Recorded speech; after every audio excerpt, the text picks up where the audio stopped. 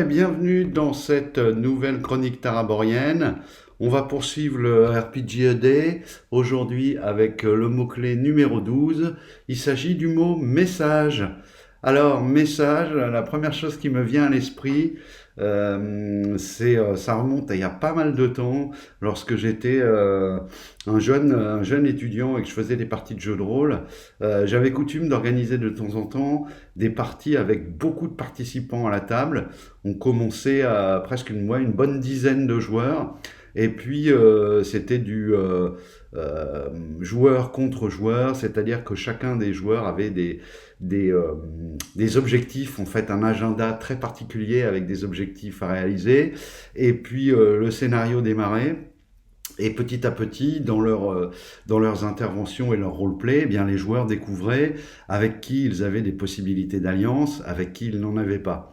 Inutile de dire que quand les joueurs, en plus les joueurs étaient prévenus que c'était ce genre de type de soirée, donc généralement nous démarrions en fin d'après-midi, on faisait un premier début de session introductif, et puis on s'arrêtait pour manger quelques pizzas, et on repartait derrière au finish jusqu'au bout de la nuit.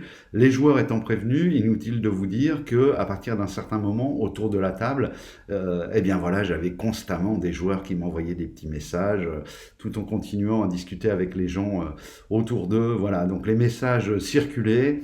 C'est aussi là que je me suis rendu compte que, en fait, c'est pas quand vous avez beaucoup de joueurs comme ça et avec en plus un scénario qui est axé là-dessus, où vous savez qu'à un moment les joueurs vont vouloir vous dire quelque chose rien qu'à vous, prendre des dispositions par rapport à certains ennemis potentiels. Bon, inutile de vous dire que c'est ingérable pour la MJ, vous commencez à avoir 2, 3 messages de retard, les joueurs qui demandent, alors en plus vous, il faut que vous écriviez aussi la réponse.